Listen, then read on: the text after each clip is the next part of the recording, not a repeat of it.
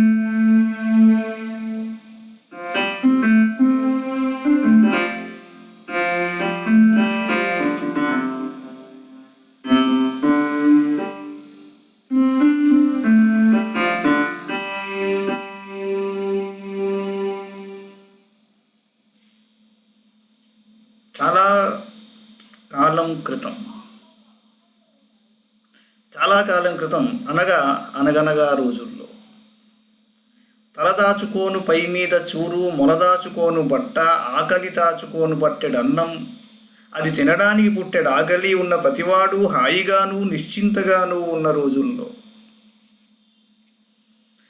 ఆశని బట్టిగాక శక్తిని బట్టి గడించాలని చూసిన రోజుల్లో,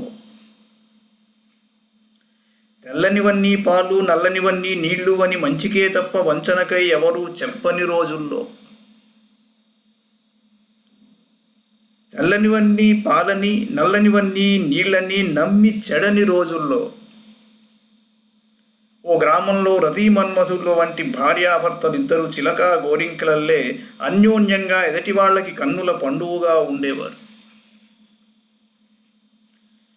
వారికి కన్నుల పండువుగా చక్కదనాల చుక్క అపరంజి బొమ్మ ఒక్కగానొక్క కూతురు. ఆ ముగ్గురికి ఒకరంటే ఒకరికి వల్లమాలిన ప్రేమ, అనురాగమును, తాహతుకి మించిన ఆశల్ని ఊహకు అందించకుండా ఉన్నదే 10,000ని, అది చాలని భావించి పరస్పరం ఉన్న అనురాగము, ఆపేక్షనే తరగని ఆస్తి గలవారై వాళ్ళు నిండుగా కాలం వెళ్ళబుచ్చేవారు. ఇలా ఉండగా ఓ రోజున ఆ గేస్టు పని మీద పట్టణానికి వెళ్ళవలసిన అవసరం వచ్చింది. ఆ రోజుల్లో పట్నం ప్రయాణం అంటే ఈ రోజుల్లాగా ఓ రోజులో అయ్యేది కాదు. ప్రయాణానికి బోలెడు సన్నాహం ఉండేది. కొన్ని రోజులే అయినా భర్తకి దూరంగా ఉండాల్సి వస్తుందన్న ఆలోచన రాగానే భార్యకు ఒళ్ళు జల్లుమంది. కళ్ళనీళ్ళు నిండాయి. ఇల్లాలి కన్నీరు పై మీది బట్టతో ఒత్తికి బుజ్జగించాడు భర్త. క్షేమాన వెళ్ళి క్షేమాన రండి అన్నది అర్థమైంది. జాగ్రత్తగా వెళ్ళి వేళ తప్పక 3వ నాటికి తిరిగి వస్తానని చేతిలో చెయ్యి వేసి ధైర్యం చెప్పాడు భర్త. ధైర్యంగా ఉంటే పట్నం నుంచి చక్కని బహుమతి తెస్తానన్నాడు. తడికిళ్లతో నవ్విన భార్య ముఖం మళ్ళీ ఓమారు చూచి కూతుర్ని ముద్దాడి బయలుదేరాడు. పట్నంలో పని చక్కబెట్టుకున్నాక 4 వీధులు తిరిగి చూశాడు. పెద్ద పెద్ద భవంతుల్ని, దుకాణాల్ని, జనాల్ని చూసి విస్తుపోయాడు. ఇవన్నీ తను ఇంటికెళ్ళాక వర్ణిస్తుంటే తన భార్య విశాలమైన కళ్ళు ఇంకా ఎంత పెద్దవవుతాయో ఆలోచించుకుంటూ శ్రమ లేకుండా ఇల్లు చేరాడు. అతను వస్తానన్న రోజున ఆ ఇల్లాలు భర్తకిష్టమైన వంట, పిండి వంట చేసి అతనికి ప్రీతిపాత్రమైన చీర సింగారించుకుని ముద్దుల కూతుర్ని ముస్తాబు చేసి మహాలక్ష్మిలా గుమ్మంలో నుంచుంది. భుజాన పెద్ద మూటతో వస్తున్న భర్త కంటి కానగానే ఆమె ముఖం దీపంలా వెలిగింది. తండ్రి తెచ్చిన బొమ్మల్ని చూసుకుని కూతురు సంతోషంతో ఉప్పొంగిపోయింది. పట్నం విశేషాలన్నీ చెప్పాక అతను చిన్న కర్రపెట్టె తీసి భార్యకిస్తూ, ఇదిగో అమ్మి నీ బహుమతి, నీ అంత చక్కనిదిని అద్దం అంటారు అన్నాడు. ఆమె పెట్టె తెరిచి చూసింది. దానిలో చదునుగా, నున్నగా, గుండ్రంగా ఉన్న దుక్కలాటి రేకు వంటి వస్తువు ఉంది. అందుమీద ఓ వంకీ పువ్వుల నగిషి చెక్కి ఉంది. ఈ వంక నున్నగా, అందులోకి తొంగి చూస్తున్న ఇల్లాలి చెంపల్లా తేటగా, కాంతివంతంగా మెరిసిపోతోంది. దాని అందాన్ని చూసి ఆమె మురిసిపోయింది.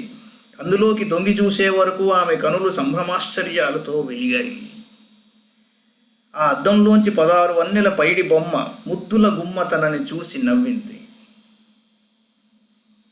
ఎవరో ఈ చిన్నది అన్నట్లు ఓరకంట భర్త వంక చూసి అంతలోనే తిరిగి అద్దంలోకి తొంగి చూసి పొంగిపోతున్న ఇల్లాల్ని చూసుకొని మరింత ఉప్పొంగిపోయాడు భర్త.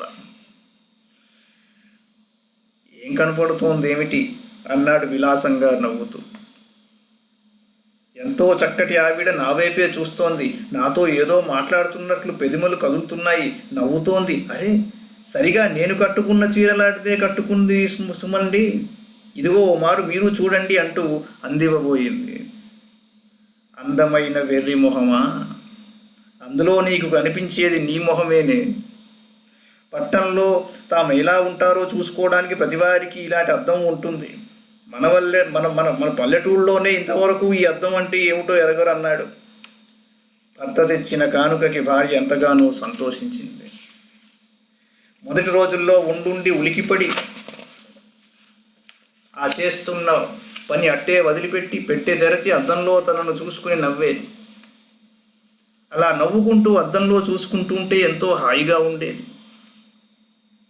కానీ కొద్ది రోజుల తర్వాత ఇలా రోజు తనని చూసుకుంటూ కులకడం ఏమంత బాగా లేదనిపించింది. వెంటనే ఆ అద్దం పెట్టెలో పెట్టి మూత వేసి కావడి పెట్టెలో బట్టలు అడుగున దాచేసింది. ఇలా కులాసాగా కొన్నేళ్లలోనే కొన్నేళ్లు గడిచిపోయాయి. వారి కుమార్తె పెరిగి పెద్దదయింది. ఆ ఇంటి ఏలికలిద్దరికీ వయసు వాటారి చిరుచీకట్లు కమ్మవచ్చాయనిపించే వరకు చిదిమి దీపం పెట్టినట్లు వారి కుమార్తె మరింత అందగించి ఆ ఇంటికి కొత్త దీపమై కాంతులతో నింపివేసింది.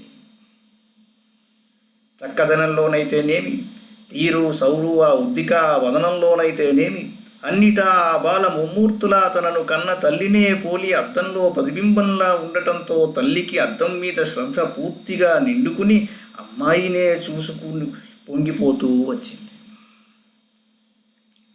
తల్లిదండ్రులంటే ఆ పిల్లకి అమితమైన భయభక్తులు ఉండేవి. ఆ గ్రామంలో పిల్ల పెద్దలందరికీ ఆమె అంటే ఇష్టమే. అద్దం తీసి దానిలో పిల్లకి తన చక్కదనం చూపిద్దామని తల్లి ఎన్నోసార్లు ముచ్చటపడింది. కానీ ఆ అద్దం తన వయసులో పనికి ఎలా అడ్డొచ్చేదో గుర్తొచ్చేది. తన చక్కదనం తెలియగానే అమ్మాయికి గర్భం రావచ్చునని భయం వేసి ఆ ప్రయత్నం మానుకునేది. ఆ అద్దాన్ని మాత్రం ఆ రోజు దాచిన చోటులోంచి తరువాత ఎవరూ కదపలేదు. కొన్నాళ్లకి తల్లికి జబ్బు చేసింది. నానాటికి ఆమె చిక్కిపోసాగింది. ఆఖరి రోజులు దగ్గరకొచ్చాయని తెలుసుకుంది. తనలో భాగం అనుకుంటున్న భర్తను, కూతుర్ని వదిలి వెళ్ళిపోవాలన్న విషయం గుర్తుకు రాగానే ఆవిడ గుండె చెరువైపోయింది. ఆ దుఃఖం పిల్లకి ఎరుకపడితే బెంగపడుతుందని తనలోనే అణచిపెట్టుకుంది. ఆ తల్లికి మనసులో ఇంకో బెంగ కూడా పట్టుకుంది. తన అదుపాజ్ఞలలో ఇంతవరకు జాగ్రత్తగా పెరుగుతూ వచ్చిన కూతురి బుద్ధులు తను లేకపోతే పెడదారిని పడతాయేమోనని దిగులు పెట్టుకుంది. చాలా ఆలోచించో నిర్ణయానికి వచ్చింది. కావడి పెట్టెలోంచి అద్దం ఉన్న పెట్టె తీసి కూతురి చేతుల్లో పెట్టింది.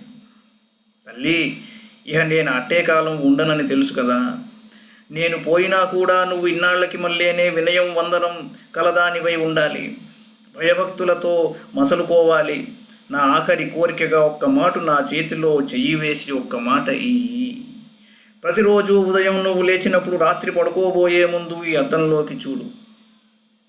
దానిలో మీ అమ్మ కనిపిస్తుంది. ఎల్లప్పుడూ నీ దగ్గరే నిన్ను కనిపెట్టి ఉంటుంది. ఎల్లప్పుడూ నువ్వు బుద్ధిమంతురాలిగా ఉంటావు. నువ్వు ఏమి చేసినా అద్దంలో అమ్మకి చెప్పాలి సుమా. నా కోసం బెంగ పెట్టుకోకు, నేను ఇక్కడే ఉంటాను అని చెప్పింది.